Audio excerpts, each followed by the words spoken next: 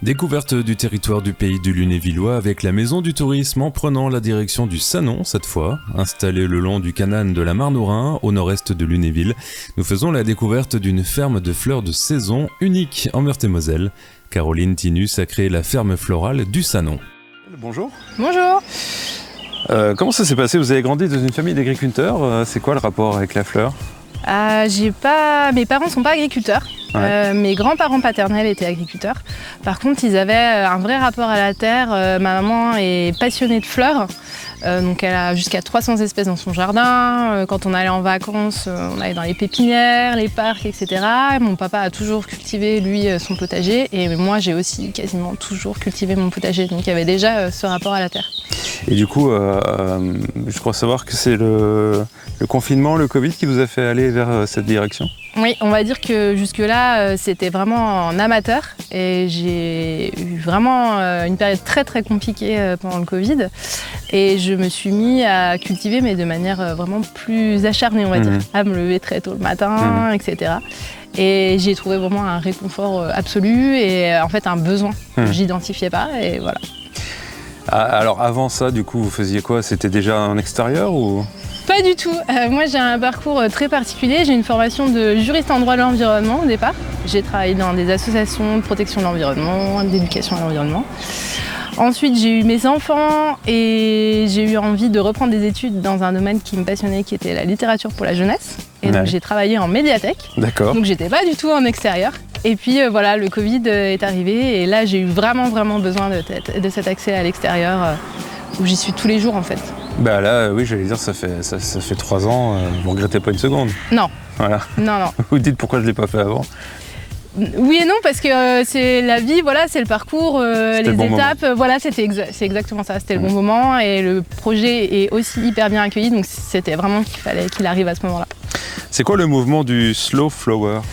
Le mouvement du slow flower, c'est un mouvement qui défend le retour à une fleur qui va être extrêmement locale et qui va être non traitée. C'est-à-dire qu'il faut savoir aujourd'hui que quand vous allez acheter des fleurs chez le fleuriste, 80 à 85% des fleurs sont importées.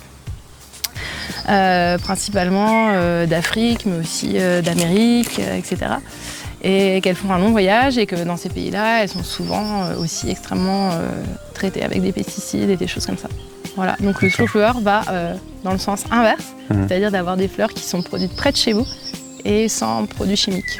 Mais du coup, manifestement, c'est novateur parce que vous êtes la seule à Meurthe-et-Moselle. Manifestement, c'est novateur. On va dire qu'en fait, il y avait beaucoup de fleurs en France avant les années 80 et puis ça s'est perdu petit à petit parce que ça coûtait moins cher de faire à l'étranger.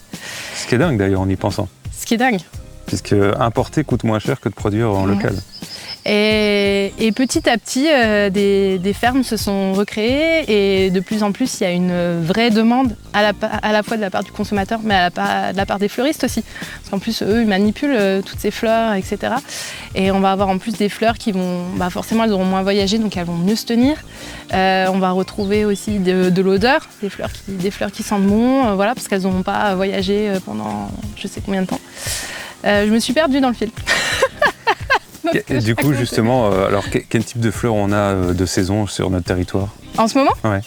En ce moment, là, j'ai des tournesols, j'ai des cosmos, des zinnias, des mufliers, des centaurées. Enfin là, c'est vraiment l'explosion en ce moment. Bientôt, il y aura des glaïeuls, bientôt, il y aura des dahlias. Voilà. Ça veut dire que... Est-ce qu'il y a rien l'hiver, du coup?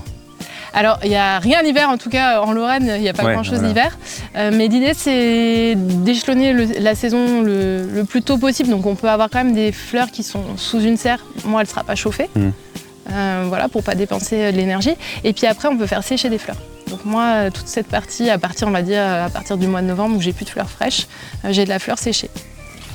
Vous avez 3 terrains de culture où vous alternez un peu les... Ouais, j'ai 3 terrains de culture et je crois que j'en ai même plus maintenant. Ouais. Parce qu'au fur et à mesure, les gens voient le projet, ils me proposent un autre terrain, donc j'essaye de les rassembler au même endroit. Mais ça me permet d'avoir effectivement des terres différentes et de pouvoir du coup avoir des fleurs qui s'adaptent mieux à ces terrains-là. Voilà. Mais du coup, ça veut dire que vous achetez les graines ou vous pollinisez, vous récupérez les graines Alors les deux. Alors en fait, au démarrage déjà, on achète les graines. Et puis il faut savoir que les graines vont quand même beaucoup s'hybrider. Donc si on veut avoir vraiment une couleur en particulier, une variété en particulier, on va souvent être obligé de racheter des graines. Mais par contre, j'en récupère quand même, que je ressème. Mais après, c'est un petit peu au petit bonheur la chance, on va dire, sur cette partie-là. Ouais. Et la plupart des plantes que je cultive, je vais aller de la graine jusqu'à la plante. J'achète un petit peu de plants, j'achète des bulbes. Mais sinon, j'ai ma petite pépinière et c'est moi qui fais pousser toutes les fleurs. Donc je les vois au stade de petits bébés jusqu'au moment où elles vont vraiment fleurir, quoi. Et donc après, vous les coupez et vous les vendez? Exactement. Ouais. Et du coup, vos clients, c'est quoi? C'est des fleuristes?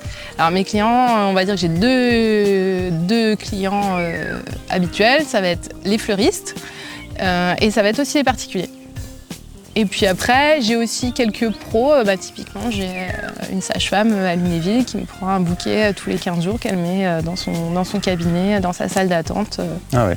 Voilà, donc j'ai aussi ce type de clients. Bon, du coup, chez vous, là, ça doit être un mélange de senteurs et de couleurs. Ouais. C'est très très beau. Là, ça devient vraiment très très beau parce que c'est vrai que j'ai eu beaucoup de demandes pour venir visiter, mais il y a tout un temps où en fait c'est très vert en fait. On a surtout des plantes avant qu'elles explosent, mais là on est vraiment dans l'explosion. Après, ça dure pas longtemps parce que moi je les coupe. Oui. Comment on fait pour bien conserver le maximum de temps une fleur coupée? On change l'eau tous les jours et on essaye de pas la mettre en plein soleil. Après une fleur coupée, moi les fleurs coupées je les vends au plus tard, elles ont été coupées soit la veille au soir, soit le matin, donc elles vont être vraiment fraîches, elles vont se garder facilement une semaine. Donc vous les gardez dans un endroit à peu près frais, pas en plein soleil, et vous changez l'eau. Changez l'eau tous les jours? Tous les jours, tous les 2 jours si vous n'avez pas envie. Mais si vous voulez les conserver plus longtemps, forcément si vous changez l'eau plus souvent. Et le fait que les fleuristes viennent se fournir chez vous, les autres non, en apportent comme toutes les autres, il y a un effet boule de neige qui commence à... C'est une bonne question. En tout cas, on sent que les jeunes fleuristes, ceux qui s'installent, eux, sont vraiment dans cette démarche-là. C'est souvent des jeunes qui me contactent ou qui vont ouvrir leur boutique. Et eux ont vraiment envie de s'inscrire dans cette démarche-là, d'avoir des fleurs qui viennent proches de chez eux, qui ne sont pas traitées. Enfin voilà, cette démarche finalement, vous environnementale. répondez à une nouvelle génération, quoi. Exactement, c'est ça. Vous étiez là au bon moment. Voilà. Est-ce qu'on peut... On peut les trouver chez les fleuristes, mais est-ce qu'on peut venir directement chez vous en acheter? Alors, vous pouvez en acheter, mais que sur réservation. C'est-à-dire que je vais pas... J'ai beaucoup de demandes, les gens aimeraient bien venir cueillir avec moi, etc. Mais pour l'instant, je ne peux pas faire du one-to-one avec chacun de mes clients. Donc, je proposerai, je pense, des portes ouvertes ou des ateliers pour que les gens puissent quand même venir voir où poussent les fleurs, venir les couper avec moi. Donc on peut réserver sur internet ou en m'appelant ou en me laissant un petit MB sur Instagram, sur Facebook et puis après vous venez le récupérer à mon domicile, j'ai préparé le bouquet et voilà. Et oui, parce qu'évidemment vous avez Instagram, parce que là avec un métier comme ça, Instagram s'y prête, s'y prête bien, très bien. Quoi. Ouais. Et dès que je fais un bouquet, voilà, je le prends en photo, je le filme et je diffuse. Ouais.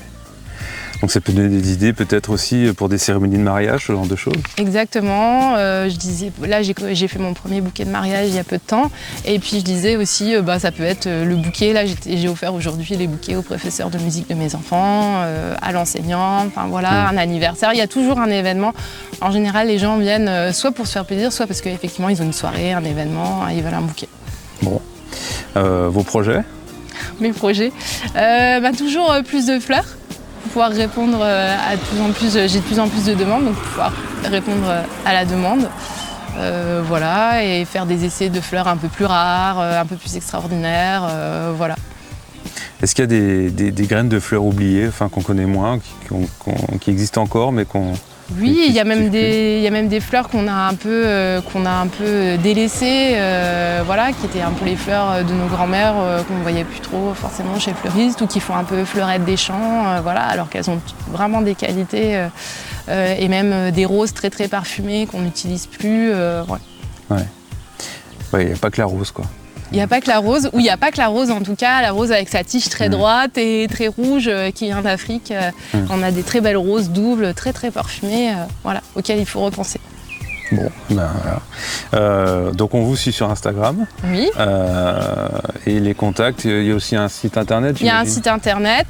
La boutique est encore un petit peu en travaux, mais voilà, parce que je suis beaucoup au champ, mais on pourra aussi acheter directement le bouquet en ligne, choisir son point de retrait et puis venir le récupérer.